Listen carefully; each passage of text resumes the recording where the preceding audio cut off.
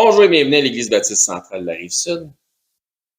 Donc, aujourd'hui, on va commencer le chapitre 15 dans l'Évangile de Jean. On a vu, je pense qu'on avait complété le chapitre 14 la semaine passée. Ça va être intéressant. Le titre du message, donc 19e message inspiré de l'Évangile de Jean. Le titre du message d'aujourd'hui, c'est une métaphore arboricole. Hein? C'est quelque chose, hein? C'est scientifique. Donc, on va lire simplement les 5 premiers versets. Jésus dit, « Je suis le vrai cep, et mon Père est le vigneron. Tout sarment qui est en moi et qui ne porte pas de fruit, il le retranche. Et tout sarment qui porte du fruit, il l'émonde, afin qu'il porte encore plus de fruits. Déjà, vous êtes purs à cause de la parole que je vous ai annoncée. Demeurez en moi, je demeurerai en vous, comme le sarment ne peut de lui-même porter du fruit s'il ne demeure attaché au cep. Ainsi, vous ne le pouvez non plus si vous ne demeurez en moi. Je suis le cep. Vous êtes les sarments. Celui qui demeure en moi et en qui je demeure porte beaucoup de fruits. Car sans moi, vous ne pouvez rien faire. Je vais demander, s'il vous plaît, à Bélisande, dans mon amour.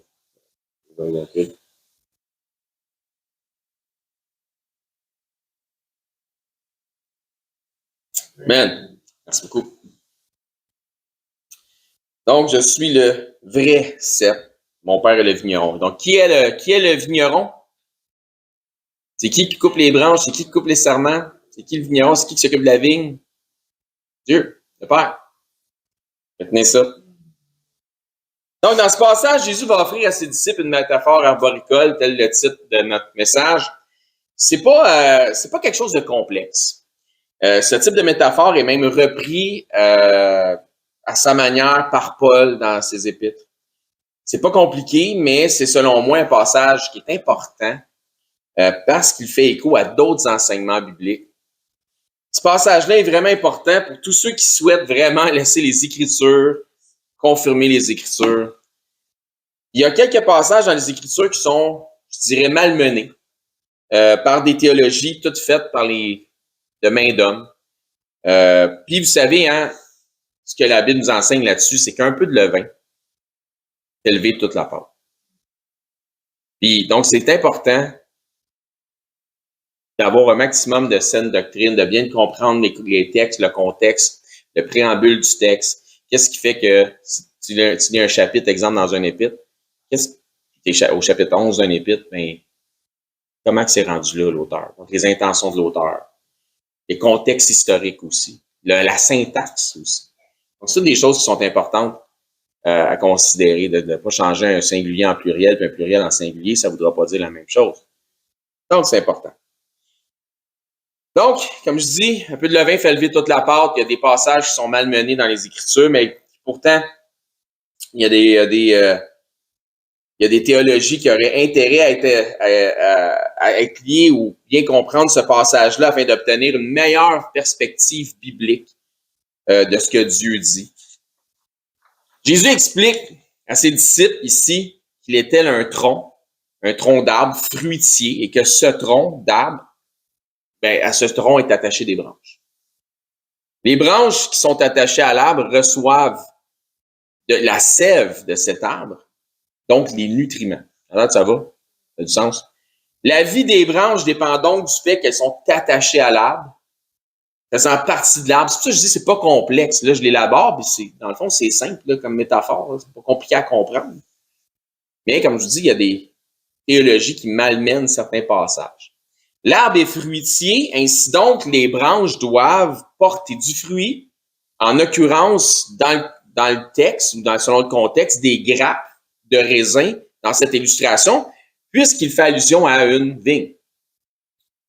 Les branches, s'ils ne portent pas de fruits, le vigneron, donc Dieu le Père, vient et les coupe. Pourquoi est-ce qu'il les coupe? Pour une bonne raison. C'est parce qu'elles deviennent comme des sangsues, ces branches-là qui ne portent pas de fruits. Et elles siphonnent inutilement la sève. Parce qu'elles prennent la sève de cet arbre qui pourrait aller potentiellement vers les branches qui, elles, portent du fruit. Et plus les branches qui portent du fruit reçoivent de cette sève, plus elles porteront de fruits et meilleur en sera le fruit. En date, ça fait encore du sens. Comme je vous dis, c'est pas compliqué. Ce principe que Jésus élabore ici est repris. Donc, vous pouvez tourner dans Marc, chapitre 4, si vous voulez. On va aller là. Donc, c'est repris dans les évangiles synoptiques par le Seigneur en disant, on donnera à celui qui a, mais on ôtera même à celui qui n'a pas. Même que dans Marc chapitre 4, aussitôt quand Jésus dit ça, il dit, on donnera à celui qui a, mais à celui qui n'a pas, on ôtera même ce qu'il a. Ça part immédiatement en métaphore arboricole avec l'histoire du grain de senevé. Je ne sais pas si vous vous souvenez, en Marc 4, 31. Il dit encore, en quoi comparerons-nous le royaume de Dieu? Ou par quelle parabole le représenterons-nous?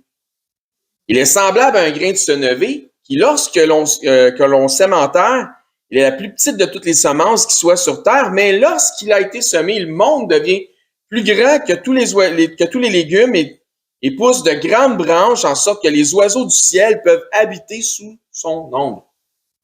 Jésus, par sa métaphore, tente de leur faire comprendre en image.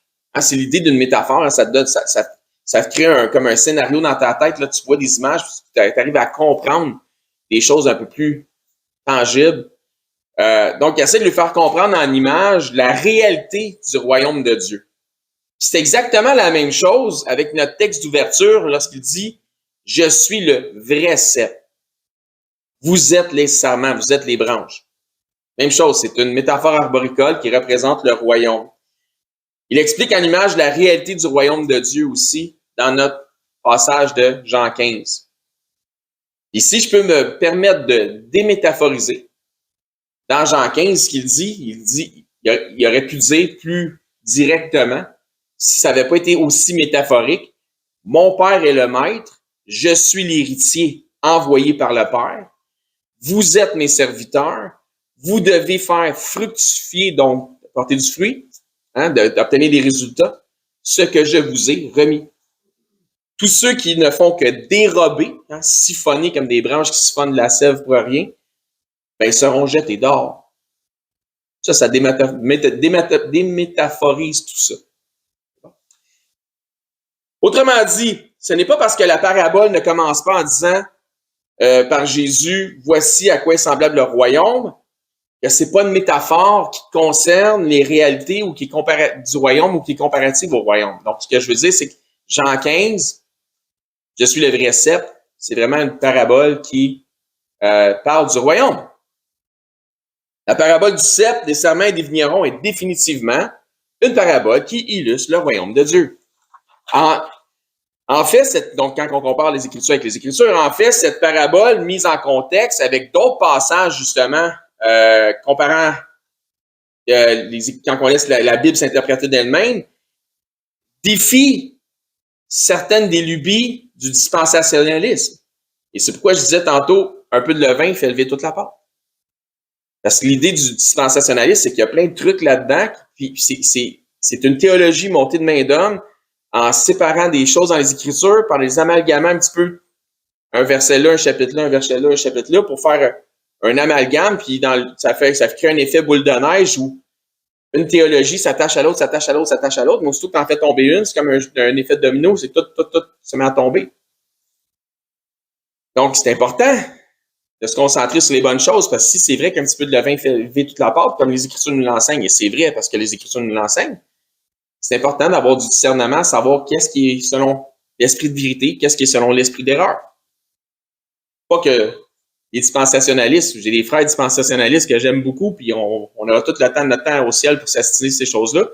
Bien évidemment, c'est presque une blague que je fais là, parce que je suis certain que rendu au ciel, on ne s'assinera pas sur grand-chose. Mais c'est important d'avoir un désir de laisser la Bible dire ce qu'elle dit. Donc, une de ces lubies dispensationnistes étant qu'il y a supposément une différence entre les termes utilisés dans les évangiles, la différence étant entre le royaume des cieux terme utilisé seulement qu'on voit seulement dans l'évangile de Matthieu. Le terme « le royaume des cieux » n'est seulement que dans Matthieu. Et le royaume de Dieu. Royaume de Dieu, si on voit ça dans les autres évangiles, on voit ça aussi dans les épîtres. Mais dans Matthieu, royaume des cieux, tu vois juste ça dans Matthieu. Donc, ça fait que quand on divise les Écritures, on arrive à des interprétations particulières sur le fait qu'il y a une grosse différence entre les deux termes. Quand en fait, il ne s'agit que d'une préférence de l'auteur qui est Matthieu, mais que ça signifie exactement la même chose. Royaume des cieux, royaume de Dieu, il n'y a pas de signification différente. C'est une préférence de l'auteur. Si jamais vous avez entendu dire que le royaume des cieux est visible sur terre et que le royaume de Dieu est au ciel et invisible, ça, c'est de la théologie dispensationaliste, mais sachez que c'est de la bouillie pour les chats. Il s'agit d'une théologie mensongère, faite de main d'homme. Cette fausse doctrine est utile à tous ceux qui souhaitent répéter tels des perroquets ce qu'ils ont appris sans vraiment, parce que ça fait du sens un coup que c'est tout amalgamé ensemble. Mais ceux qui enseignent le dispensationalisme prennent pas leur théologie selon les Écritures, c'est pas des études qu'ils ont faites eux-mêmes dans les Écritures, ils prennent des théologies toutes faites dans des livres, dans des documents, dans des manuels, là ils répètent ce qui est là dans le manuel. Donc, ce que je dis, donc c'est comme des perroquets qui répètent ce qu'ils ont appris sans vraiment prendre la peine de se mettre le nez dans le livre puis d'évaluer si c'est selon la vérité ou non. Puis il n'y a rien de méchant, là. C'est pas du mauvais monde, là. Ça n'a pas rapport, là. Je pense pas que c'est intentionnel. Je pense que c'est juste séduit. On va dire ça comme ça. On peut tous être à ce niveau-là, arriver à être séduit de façon ou d'une autre. Donc, c'est aussi bon pour tous les hyperdiviseurs des Écritures, qui souffrent aussi de l'orgueil de la connaissance, donc les hyperdispensationalistes. Pensant avoir l'air intelligent et intellectuel, ils ont l'air, je vais vous dire, des pires des ignares, parce que par le simple fait qu'ils disent ceci. Regardez bien, écoutez bien ça. Le royaume des cieux, cieux comme ciel au pluriel, n'est pas dans le ciel, mais visible sur la terre. Puis honnêtement, c'est ça, là. C'est ça qu'ils disent. Puis là, on fait comme les gens dans la salle vont faire comme OK.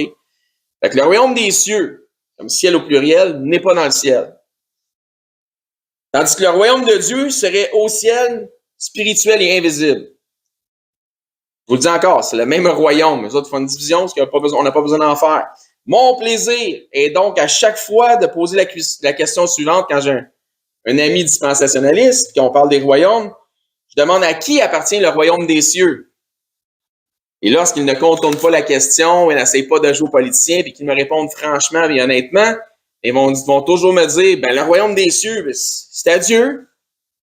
Si donc le royaume des cieux est à Dieu, c'est donc que le royaume des cieux est le royaume de Dieu. C'est à lui. Là, ça les mélange un peu. Matthieu 19. On va passer un peu de temps dans l'évangile de Matthieu. On ne parlera pas juste de ça, mais on va parler de ça entre autres. Parce qu'on est dans une métaphore arboricole qui représente le royaume. Tel que j'ai mentionné, le terme royaume des cieux ne se retrouve que dans l'évangile de Matthieu, et ça par préférence de Matthieu, mais simplement, pour que vous sachiez, que ça soit clair pour tout le monde, simplement pour que cette fausse théologie des royaumes paraisse stupide, Dieu, dans sa parole, a permis ceci. Matthieu 19, 23. Donc, royaume des cieux, juste dans Matthieu, royaume de Dieu dans Matthieu, les autres évangiles et les épîtres aussi. OK? Ça va? Jésus leur dit à ses disciples, je vous le dis en vérité, un riche entrera difficilement dans le royaume des... Ça, on voit juste ça dans Matthieu. OK? Donc, Jésus dit à ses disciples, je vous dis en vérité. Est-ce que ça va être vrai? La vérité. Parfait. Verset 24. Je vous le dis encore, comme dans je vous répète que, mais d'une autre manière pour que vous compreniez la même chose que je viens de vous dire. Donc, je vais dire la même chose, mais je vais vous dire d'une autre façon pour vous aider à comprendre davantage. Je vous dis encore, il pourrait dire je vous répète que. On s'entend? Il est plus facile un chameau de passer par le trou d'une aiguille qu'un riche d'entrer dans le royaume de... Qu'est-ce qu'il est en train de dire? Royaume des cieux, royaume de Dieu, même affaire. Dans Matthieu. Et comme je vous ai dit, pour être certain que ça a l'air stupide, cette affaire-là de dispensationalisme entre le royaume de Dieu et le royaume des cieux, comme si c'était deux affaires différentes, Dieu a permis dans l'évangile de Matthieu que l'auteur utilise deux termes différents qui veulent dire la même chose en signifiant qu'il est en train de dire la même chose. Fait qu'on n'a pas besoin d'aller bien loin, là. Là, déjà, si tu es dispensationaliste puis tu crois au royaume toute la théologie du royaume des cieux versus le royaume de Dieu, puis c'est complètement différent, tu devrais t'asseoir puis considérer que ça se pourrait que ça a l'air fou. Puis de juste reviser toute ta théologie, puis de penser à d'autres choses, puis peut-être que la boule de neige va devenir un effet domino, puis tranquillement, on va se rendre compte qu'il y a pas mal d'hérésie dans le dispensationalisme. Pas méchant, mais pas bon. Ça nous empêche de voir la vérité au final. Ici, on voit clairement, comme je dis, Matthieu interchanger les deux différents termes, manifestant simplement qu'il s'agit de synonymes qui ont pour lui exactement la même signification, parce qu'en plus, il fait dire ces choses-là par Jésus. Et Jésus ne peut pas mentir. Donc, il s'agit exactement de la même chose. Peut-être que vous vous dites, qu'est-ce que ça veut? Tu veux que ça nous fasse? Qu'est-ce que ça fait, ça, pour nous autres, ça? Tant mieux si ça vous fait rien. Il faut que vous le sachiez pareil. Mais je vous confirme que ça fait une méchante grosse différence pour les dispensationalistes. Puisqu'il y a un peu de levain, comme j'ai dit, fait lever toute la pâte, pour eux, cette mauvaise perspective est rattachée au reste de leurs interprétations particulières. Je ne ferai pas tout. On ne fera pas une étude juste là-dessus, comme j'ai dit tantôt, mais dans Matthieu 11, voici pourquoi une des raisons pour laquelle le dispensationalisme expose le thème royaume des cieux comme étant visible et terrestre. Vous allez éventuellement voir pourquoi je mets de l'emphase là-dessus. Matthieu 11, 11. Je vous le dis en vérité, parmi ceux qui sont nés de femmes, il n'en a point paru de plus grand que Jean le Baptiste ou Jean-Baptiste. Cependant, le plus petit dans le royaume des cieux est plus grand que lui. Toujours dans Matthieu, royaume des cieux, ça continue au verset 12. Depuis le temps de Jean-Baptiste, retenez ça, depuis le temps de Jean-Baptiste jusqu'à présent, le royaume des cieux est forcé. Ce sont les violents qui s'en emparent. Donc, qui s'empare du royaume des cieux depuis les prophètes jusqu'à Jean-Baptiste? Les violents. Donc, tu vois, ce sont les violents qui s'en emparent. Donc, les dispensationnistes vont vous dire ça. Hein, tu vois, c'est les violents qui s'en emparent, donc ça peut pas être au ciel, parce que c'est pas, la violence, c'est pas au ciel. Hein, c'est visible, puis c'est sur terre. Quand tu leur demandes, oui, mais c'est qui ça, les violents? De qui parlent? C'est qui les violents dans le texte, dans le contexte? Mais ils vont te répondre, ben écoute, il y a plein de théories ou théologies là-dessus, mais grosso modo, c'est pas mal la même. Ça va tout le temps retourner à ça parce que ça parle de Jean le Baptiste. Ils vont te répondre qu'il y avait des multitudes, puis des foules, puis des villes complètes qui venaient à Jean le Baptiste pour être baptisés. Fait que c'était comme, tu sais, c'est comme tout le monde dans le même entonnoir, tu sais, ça venait comme violent, tu sais. C'est ça, c'était violent. Tu pétais ça à la gueule pour se faire baptiser. Ben, c'est ça. Ça va retourner en entour de ça. Des fois, il ne passe pas directement par là, mais là, à un moment donné, il parle, puis là, Jean le Baptiste, puis le monde, il venait, puis là, il va y avoir une petite twist en disant, il y en a qui rentraient, mais tu sais, ils ne rentraient pas vraiment, ils ne sont pas vraiment dans le royaume, mais là, ils forcent pour rentrer dans le royaume. OK. Matthieu 3. Matthieu chapitre 3. Il y avait donc comme une ruée pour entrer dans le royaume, fait que ça, c'est violent. Comme je dis, il y a une panoplie de théories là-dessus. Parce que ça dit dans Matthieu 3, parlant de Jean le Baptiseur, en ce temps-là, verset 1, parut Jean-Baptiste prêchant dans le désert de Judée, disant, repentez-vous, car le royaume des cieux est proche. Donc, tu vois, c'est à cause de ça. Mais ce n'est pas à ce à quoi Jésus fait référence. Il ne fait pas référence à Jean qui baptise. Pas du tout. Ce genre d'interprétation ne fait que servir le dispensationalisme, mais empêche de voir la vérité des Écritures par passant pour tout le monde qui se posait des questions. Si j'étais dispensationaliste ou pas, je pense que vous avez votre réponse. Mais souvent, il y en a qui vont dire, moi, je suis dispensationaliste, mais pas hyper dispensationaliste. Moi, je suis pas dispensationaliste, pas en tout. Zéro. C'est comme ça.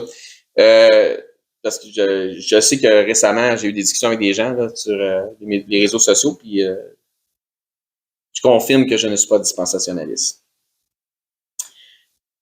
Donc, faisons un petit retour en Matthieu chapitre 11. Jésus, immédiatement après avoir dit au verset 12, « Le royaume des cieux est forcé », ce sont les violents qui s'en emparent. Il dit au verset 13 de Matthieu 11, « Car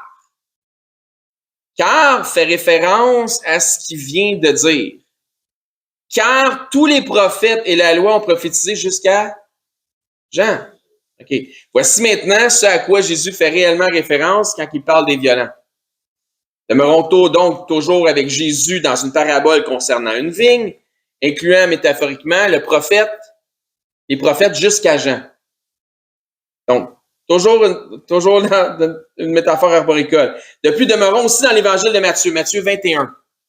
On va trouver la réponse là. C'est extrêmement spécial parce qu'en plus, il parle de Jean dans cette métaphore-là. C'est une métaphore arboricole. Et juste avant de dire la parabole, Jésus s'adresse, il fait des reproches à l'élite religieuse de son époque, ici, leur disant en parabole qu'ils disent, mais ne font pas, qui ont une apparence de piété, mais qui sont sans obéissance envers Dieu. Matthieu 21, chapitre 21, verset 32. Ça dit, car Jean, on parle de Jean le Baptiste, depuis tout à l'heure, ça dit des prophètes jusqu'à Jean, etc. Donc, car Jean est venu à vous dans la voie de la justice, donc reproche à l'élite religieuse de l'époque, et vous n'avez pas cru en lui. Mais les publicains et les prostituées ont cru en lui. Et vous qui avez vu cela, vous ne vous êtes pas par ensuite repentis pour croire en lui ou en ce qu'il disait. Donc, ils ont cru en Jean qui disait « Repentez-vous car le royaume des cieux est proche ». Ça, c'est les publicains, les prostituées, donc les gens de mauvaise vie, ça, les autres qui ont cru que le royaume des cieux était proche. Ils venaient au baptême de Jean. Écoutez une autre parabole. Il y avait un homme, verset 33, maître de maison, qui planta une vigne. Il l'entoura d'une haie, il creusait un pressoir, et il a fait du travail, hein. Il bâtit une tour, puis il la fermait à des vignerons et quitta le pays. L'homme dans la parabole, c'est qui, vous pensez? Dieu le Père. Lorsque le temps de la récolte fut arrivé, il envoya des serviteurs vers les vignerons pour recevoir les produits de sa vigne. Les serviteurs représentent ici les saints prophètes de Dieu envoyés à Israël depuis Moïse. Continue. Comme ça le disait dans Matthieu 11, 13, car tous les prophètes et la loi ont prophétisé jusqu'à Jean. Il commence sa parabole en parlant de Jean. Verset 35. Les vignerons s'étant saisis des serviteurs, battirent l'un, tuèrent l'autre et lapidèrent le troisième. Petit party, toi. Est-ce que c'est moi ou ça semble être des actions violentes?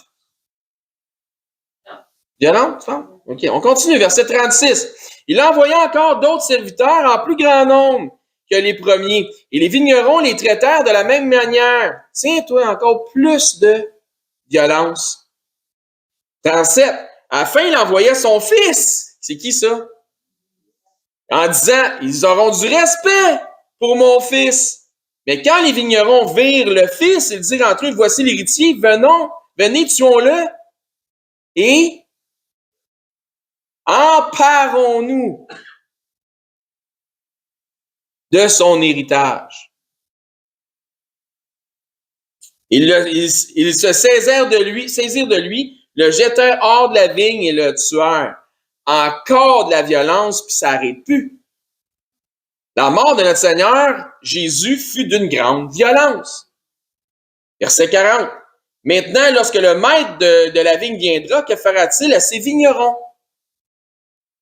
Ils lui répondirent, qui a répondu ça? L'élite religieuse que Jésus reprend. Ils lui répondirent, il fera périr misérablement, ces misérables. Il affirmera la vigne à d'autres vignerons, qui lui en donneront le produit au temps de la récolte. Jésus leur dit, n'avez-vous jamais lu dans les Écritures la pierre qu'ont rejetée ceux qui bâtissaient est devenue la principale de l'angle. C'est du Seigneur que cela est venu, et c'est un prodige à nos yeux. Ouais, mais là, c'est-tu vraiment une parabole qui parle du royaume? Mais oui, Jésus le disait. Puis verset 43, il dit, c'est pourquoi je vous dis, le royaume de Dieu vous sera. À qui ceux qui vont enlever le royaume de Dieu? À l'élite religieuse d'époque, qui ont tué, lapidé, qui ont battu les prophètes, les serviteurs qui venaient. OK, parfait. Il sera donné à une nation qui en rendra le fruit d'autres vignerons. Le royaume enlevé. Enlevé à qui? Enlevé à ceux qui s'en emparent. Saisissons-nous de son héritage. Commence à faire plus de sens? Pas mal plus dur à trouver de même en faisant une bonne recherche, en laissant les Écritures s'interpréter d'elles-mêmes, qu'à juste dire, ah, parce que le monde venait à Jean-Baptiste, faisait baptiser, il y avait du monde. Puis si tu dis ça, ben, ça continue à servir tes lubies dispensationalistes, mais si tu laisses la Bible s'interpréter d'elle-même, le château de cartes est en train de tomber, là. C'est ça, les violents. Donc, enlever à ceux qui s'en emparent, non seulement ils s'en emparent, mais qui, de toute évidence, le font avec violence. Toujours dans Matthieu 23, verset 29.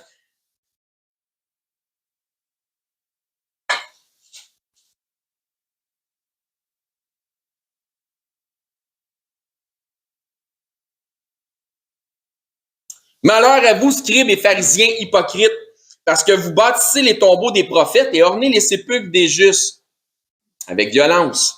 Et vous dites, si nous avions vécu du temps de nos pères, nous ne nous serions pas joints à eux pour répandre le sang des prophètes. Vous témoignez ainsi contre vous-même et que vous êtes les fils de ceux qui ont tué les prophètes. Vous comblez donc la mesure de vos pères. Verset 37, si on saute. Jérusalem, Jérusalem, dit Jésus, qui tue les prophètes et qui lapide ceux qui te sont envoyés. Hey, c'est violent, hein? Combien de fois ai-je voulu rassembler tes enfants comme une poule rassemble ses poussins sous ses ailes et vous ne l'avez pas voulu parce que vous vouliez vous emparer du royaume? Je pense que le sujet est on ne peut plus clair. Une autre chose que je vais vous aider à mettre aussi au clair, c'est que le royaume des cieux, le royaume de Dieu, c'est la même chose, est à la fois physique, visible, sur terre et spirituel. Un peu comme le cantique qu'on a lu tantôt. Dans les cieux et sur la terre. Bon, sur la terre, comme au ciel. Ça vous dit quelque chose sur la terre comme au ciel? Vous avez déjà entendu ça? Parfait. Parce que c'est ce que les lubies dispensationalistes vont enseigner. Que le royaume des cieux, c'est sur terre. C'est les violents qui s'en emparent. Puis le royaume de Dieu est au ciel. Mais, donc, il n'est pas visible. Mais c'est à la fois sur la terre comme au ciel. C'est le même royaume, mais il est à la fois physique et sur terre et à la fois au ciel et spirituel. Et on va voir ça en laissant les Écritures s'interpréter d'elles-mêmes. C'est pourquoi Jésus, toujours dans le chapitre 11 de Matthieu, qui parle des violents, dit au verset 25, en ce temps-là, Jésus prit la parole et dit, « Je te loue, Père, Seigneur. » Allez-y, ça vaut la peine. Matthieu 11, 25. Sur la terre comme au ciel. Il dit tout de suite après ça, Jésus. Ouais, monsieur. En ce temps-là, Jésus prit la parole et dit, « Je te loue, Père, Seigneur du ciel et de la terre. » Non, c'est qui est le boss en haut comme en bas? De ce que tu as caché ces choses aux sages et aux intelligents, ou à ceux qui se pensaient sages et intelligents, et que tu les as révélés aux enfants. Donc, si vous êtes enfant de Dieu aujourd'hui, vous venez de comprendre quelque chose peut-être que vous n'avez pas compris encore. Donc, le Père est incontestablement le Seigneur du ciel et de la terre. Le royaume est à la fois terrestre et à la fois céleste. Jean 15:1 nous dit, « Je suis le vrai cep et mon Père est le vigneron. » Un autre passage parallèle à celui-ci dont le dispensationalisme aurait intérêt à mettre en perspective avec le fait que Jésus dit « Je suis le vrai cep », et la métaphore extrêmement similaire utilisée par l'apôtre Paul lorsqu'il apporte cette métaphore-là à ceux de Rome, donc à l'église de Rome, aux Romains. On retrouve le tout dans Romains chapitre 11, vous pouvez tourner si vous voulez, quand Paul Il me semble qu'on va aller faire un petit tour là. Oui, chapitre 11.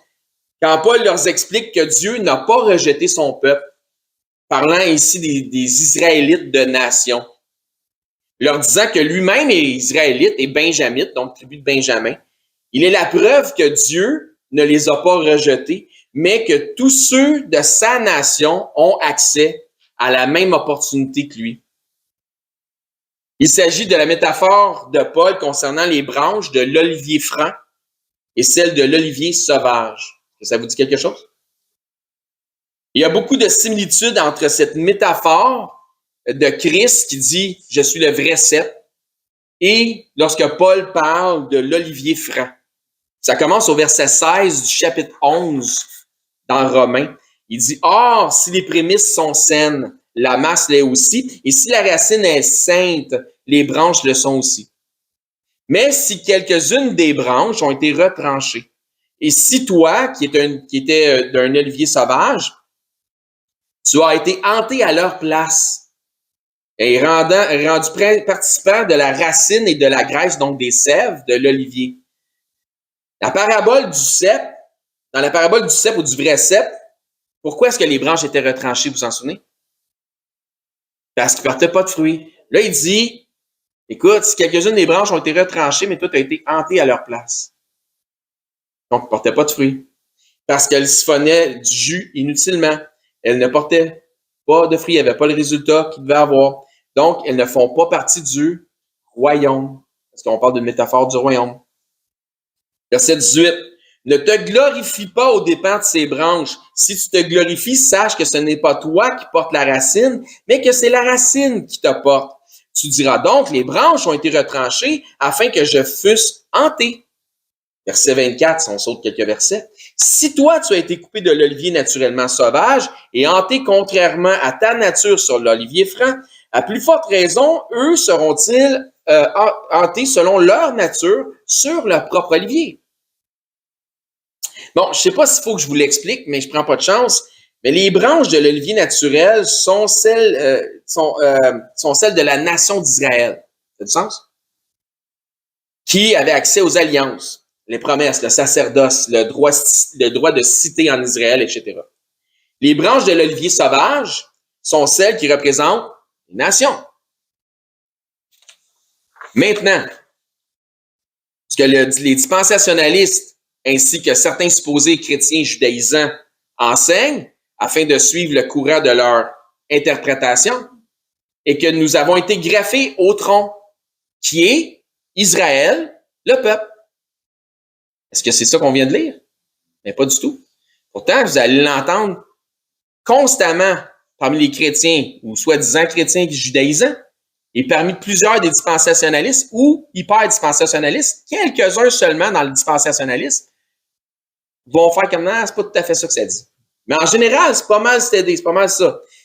Donc, si dans la métaphore du vrai cep, Jésus dit « Je suis le vrai cep », donc le tronc, se pourrait-il que l'image que Paul offre ici offre en fait la même perspective? Suivez-moi. Dans la métaphore de Paul, la nation physique d'Israël n'est ni la racine, ni l'olivier franc, ni le tronc. Merci. Amen. Que représente donc la nation d'Israël dans cette métaphore? Romains 11, 17. Mais si quelques-unes des branches ont été retranchées, si toi qui étais un olivier sauvage, tu as été hanté à leur place et rendu participant de la racine et de la graisse de l'olivier, donc pour tous ceux qui nous écoutent en ligne puis qui mettent sur leur page Facebook un drapeau d'Israël, hein, parce qu'ils se disent chrétiens puis pour eux autres c'est bien, bien important, ben on continue. Ne te glorifie pas aux dépens de ces branches. Si tu te glorifies, sache que ce n'est pas toi qui portes la racine, mais que c'est la racine qui te porte. Verset 19, tu diras donc, les branches ont été retranchées afin que moi je fusse hanté. Question, je pense que vous allez avoir la réponse. Sont-ils de racine, tronc, olivier ou que sont-ils? Israël, ceux de la nation d'Israël sont quoi dans le contexte? Bon, vous êtes bons? Des branches. Exactement ça. Des branches. Pas le tronc, pas la racine, pas l'olivier. Des branches. La racine qui nous supporte et l'olivier sur lequel nous sommes greffés est nul autre que Jésus-Christ. Amen. Paul dit que certaines branches ont été retranchées parce qu'ils ne portaient pas de fruits. Regardez bien ce que... Je vais juste vous rappeler à l'esprit ce que Pierre dit dans Actes 3, 23, s'adressant aux Juifs. Il leur dit « Quiconque n'écoutera pas Jésus, le prophète comme Moïse, sera exterminé du peuple ou retranché. » C'est un synonyme du milieu de son peuple. Spirituellement retranché. Pas on va le lapider, là. Mais spirituellement retranché, si tu n'écoutes pas Jésus, si tu n'as pas le Fils, tu n'as pas le Père. La bonne nouvelle pour tous ceux qui se considèrent de la nation d'Israël, qui se pensent juifs, là, et qui se confient faussement dans leur généalogie pour leur salut, la bonne nouvelle pour eux, c'est que tant que le dernier des croyants des nations n'est pas encore entré dans la foi, ils ont encore le temps d'être regreffés ou greffés, eux aussi, à Christ. Romains 11, 25, « Car je ne veux pas, frères, que vous ignorez ce mystère, afin que vous ne vous regardiez point comme sages. C'est qu'une partie d'Israël est tombée dans l'endurcissement. » Mais ça, c'est pas la volonté de Dieu qui tombe dans l'endurcissement. C'est eux autres qui ont refusé de croire. Jusqu'à ce que la totalité des païens soit entrée dans la foi. Et ainsi, tout Israël sera sauvé. Et bon sang que les dispensationalistes ont de la misère avec celle-là. Selon qu'il est écrit, le libérateur viendra de Sion et il détournera de Jacob les impiétés. Encore une fois, au contraire des lubies dispensationalistes, ça ne dit pas, et ainsi, tel que certains l'interprètent, quand le dernier, donc quand le dernier totalité des païens sera entré, ainsi il viendra sauver exceptionnellement, bon comme mauvais, ceux qui ont un lien généalogique avec le patriarche Jacob, soit Israël. C'est pas ça que ça dit, là. Ça dit pas, et ainsi il viendra sauver tout Israël. Ça dit, et ainsi tout Israël sera sauvé. Quand? Quand le dernier va entrer. Pas quand le dernier va entrer, là, je vais venir sauver. Quand le dernier va entrer, tout va être sauvé. Boum! Live! C'est ça que ça dit. Quand je vous dis, c'est important de respecter une syntaxe pour comprendre un texte, pour faire dire au texte ce qu'il dit pas. Ça dit pas, et ainsi il va venir sauver. Ça dit ainsi, ça va être fait. Puisque ceux qui ont le droit de citer aujourd'hui en Israël spirituel sont ceux qui ont cru en Jésus-Christ par la foi, comme étant leur sauveur personnel, juif ou nation inclus. Il n'y a plus ni juif ni grec. Que ça nous dise, on est tous un en Christ. Donc, quand la totalité des païens seront entrés dans l'Israël de Dieu, ainsi tout Israël sera sauvé. Amen. Donc, conclusion de notre message aujourd'hui, ça va être court. Un peu de levain fait lever toute la pâte. Acceptez-vous et comprenez-vous l'importance d'une saine doctrine. Comme je dis, c'est pas que nos frères dispensationalistes ne seront pas au ciel avec nous autres. Mais ça t'empêche de voir clair ce que Dieu essaie de t'enseigner. Avez-vous été greffé à Jésus-Christ? Ça, c'est une bonne question. Avez-vous fait de lui votre Seigneur et votre Sauveur? Parce qu'il y a encore de la place pour greffer des branches à Jésus-Christ et participer à la vie en Jésus-Christ. Parce que sans Jésus-Christ, il n'y a pas de vie.